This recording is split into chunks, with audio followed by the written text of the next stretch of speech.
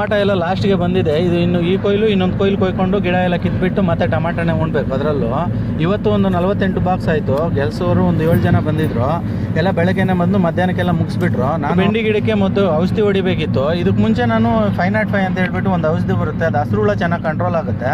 ಅದು ನಾನು ರೆಗ್ಯುಲರ್ ಥರ ಹತ್ರ 390 ರುಪೀಸು. ನಾನು ಮುಂದೆ ಒಂದು ಮದ್ದಿಗೆ ಬೇರೆ ಕಡೆ ಎಲ್ಲಿ ಹೋಗೋದು ಅಂತ ಆಚೆ ಕಡೆ ಹೋದರೆ 500 ಒಬ್ರು 600 ಒಬ್ರು. ರೇಟ್ಗಳೇನು ಬರು ರೈತರಿಗೆ ಬೆಳೆಯಲ್ಲಿ ಸಿಗೋದು ಅಷ್ಟೇ ಮಾತ್ರ ಐತೆ. ಟೊಮಾಟೊ ಎಲ್ಲ ಬಿಡಿಸಿದಾದ್ಮೇಲೆ ಹಂಬ್ ಕಟ್ತಾ ಇದ್ರು ಚಾಂಪ್ಗೆ. ಇದು 3ನೇ ಕಟ್ಟು ಕಟ್ತಾ ಇರೋದು. ಮತ್ತು ನಾನು ಆಸಿಡಲ್ಲಿ ಪೈಪ್ಸು ಎಳ್ಕೋಬೇಕಿತ್ತು. ಅದಕ್ಕೆ ಅಂತ ಆಸಿಡು ಇದು ಸೋಡಾ ಎಲ್ಲ ತಂದಿಟ್ಟಿದ್ದೆ. ಫಸ್ಟ್ ಟೈಮು ಆಸಿಡಲ್ಲಿ ಪೈಪ್ ಎಳಿತಾ ಇರೋದು. ಅದಕ್ಕೆ ಬೈವಾಗೆ ಮಾಡಿದ್ದೆ. ಒಂದ್ಸಲಿ ಕ್ಯಾನೆ ಬಿದ್ದೋಯ್ತು, ಮೈ ಮೇಲೆ ಬಿದ್ದೋಯ್ತೇನೋ ಅನ್ನೋ ಫೀಲಿಂಗ್ ಬಂದುಬಿಡ್ತು.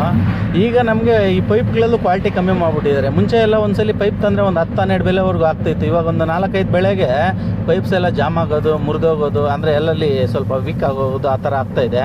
ಎಲ್ಲ ಬಿಸ್ನೆಸ್ ಆಗ್ಬಿಟ್ಟಿದೆ. ಇವರು ರೈತರಿಗೆ ಕಷ್ಟ ಕೊಡೋದೇ ತುಂಬ ಜಾಸ್ತಿ. ಫಾಲೋ ಮಾಡ್ಕೊಂಡು ಸ್ವಲ್ಪ ಲೈಕ್ ಮಾಡಿಬಿಡು.